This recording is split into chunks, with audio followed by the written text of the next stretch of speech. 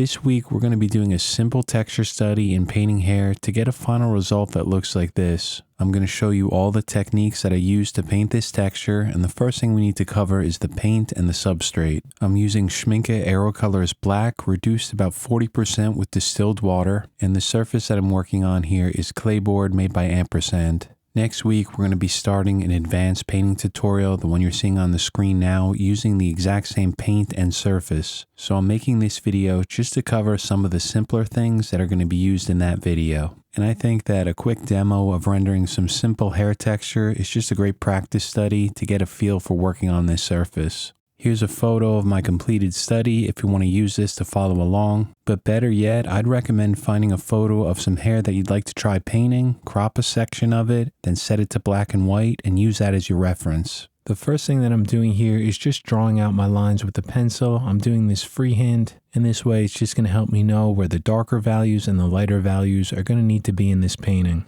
I'm spraying this paint at around 20 psi here, and what I'm doing is just painting in this darker value along the center. Once I get that darker value painted in, I'm just going to glaze a thin amount of paint along to the left and to the right of it. This way I'm going to have something to erase into and to scratch into later on.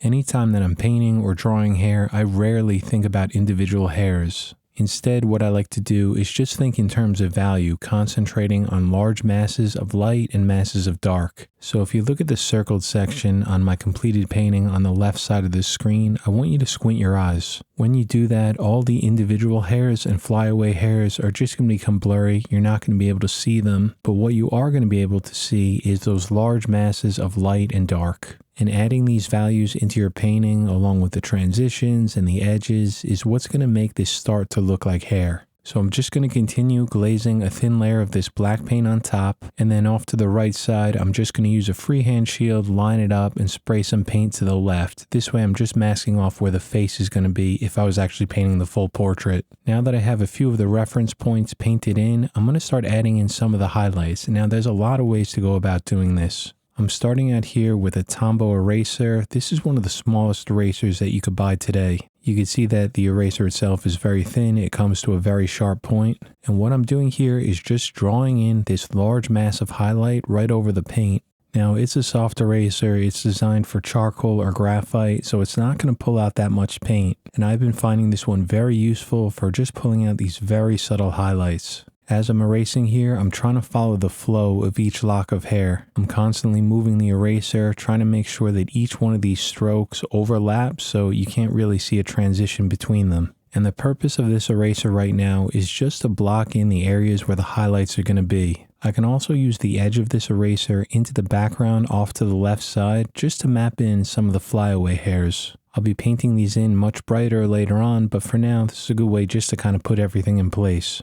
Then I'm just going to apply another thin glaze of black paint over the top, and from here what I'm doing is switching over to an X-Acto blade. If you come from any sort of drawing background like graphite, colored pencil, or pastel, you're probably very familiar with this technique. I'm holding the blade so that the edge of it is pretty much flat against the surface, and then in one stroke with a light amount of pressure I just pull out some paint. I'm trying to move the blade pretty quickly here so that I don't get any wobble in it. I want these lines to be straight. And you'll notice that I'm just constantly moving that X-Acto blade, just trying to follow the flow of the hair. I start each stroke with the blade slightly elevated from the surface, and then as I move into it, I just touch it against the paint. And when I come out of a stroke, I lift the blade up. This way I get a seamless transition, so you can't really see where each stroke starts and stops. As I move along to this curve at the bottom, it's very important that I use a very light amount of pressure on that blade. If I use too much pressure, it's just going to get caught into that clayboard. So in order to get some curves, a light amount of pressure is key.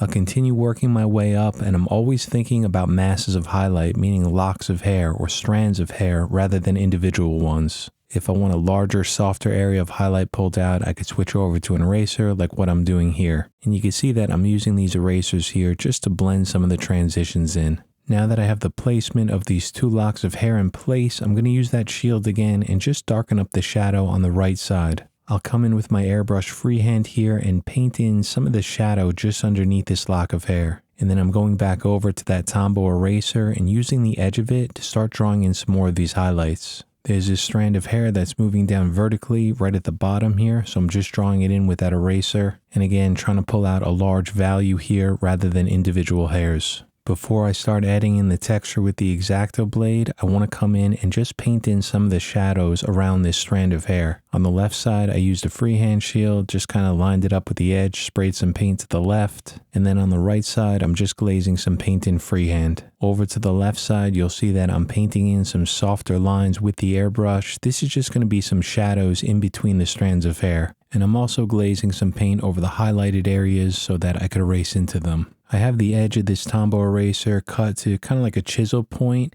and you can see that as I add in these highlights, I could pull off some very thin lines with this. Now it's not going to be as thin as the X-Acto blade, and it's not going to be as bright just because it's not removing that much paint. But it's definitely an interesting tool to use in your painting just to kind of mix up some of that texture when you're painting hair. And I'm essentially using this just like the X-Acto blade. I'm constantly moving it. I'm using some fast motions for each one of these eraser strokes. This way I'm not getting any sort of jitter or wobble within the lines. Each one of these highlights is thin and smooth. And I'm always trying to follow the flow of the hair. I'm just paying attention to my reference photo. That's going to guide me. I can add another thin highlight into this shadow here, and you can see that as I'm doing this, I'm overlapping each one of those eraser strokes. Again, this just helps to make these look like strands of hair rather than individual ones. Once I have a few of those lines in, I can glaze more paint on top, and then from here, I'm going to switch over to the X-Acto blade. And this is just like what I talked about before. I'm adding a lot of random strokes in here, trying to follow the flow of the hair, and I'm making sure to overlap those to pull out large values of light. Now over to the left side, I'm going to glaze some more of this black paint on there, just build up some value, and then I'm going to use that X-Acto blade just to scratch out some random hairs. These are called flyaway hairs within the background. It's basically just a few individual hairs that are just kind of fraying out, catching some light. Now from here, I'm just going to continue working along using the same techniques. And you'll notice that I'm working from light to dark. And I'm always talking about this in any of my videos. I'm slowly building up to that darker value by adding some texture in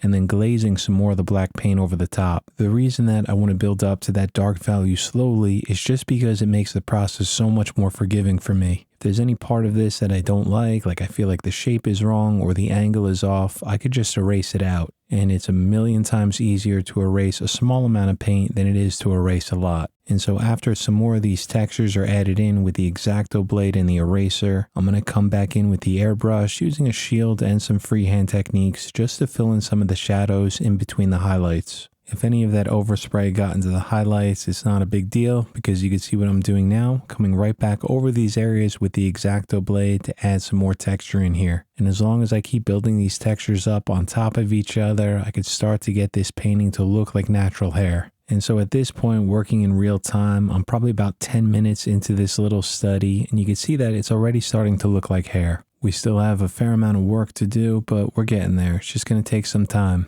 For this small lock of hair on the left here, you can see in my completed painting that it kind of rolls over to the left. So to get it in place, I'm just using an ink eraser to draw in the basic shape of where the hair just kind of ends and folds away. So at some points in this, you can see that I'm using the eraser just like a drawing tool, just to kind of map in where the highlights are going to be. It pulls out some of the larger highlights very quickly, but it's not so great at getting those very thin lines that you can get with the X-Acto blade. So as I work my way farther down the hair here, I'm continuing along with that eraser, just drawing in those large masses of light. And as I'm doing this, looking at my reference, often I'm squinting my eyes just to pay attention to where I see light and dark. Wherever I see the light, I come in with my eraser on my painting and just kind of use it like a large paintbrush. And then once I have those values in place, I'm going to switch over to that X-Acto blade and start adding the detail on top. You can see that the thin lines from the X-Acto blade are a lot brighter than the eraser, and that's because the blade pulls out a lot more paint.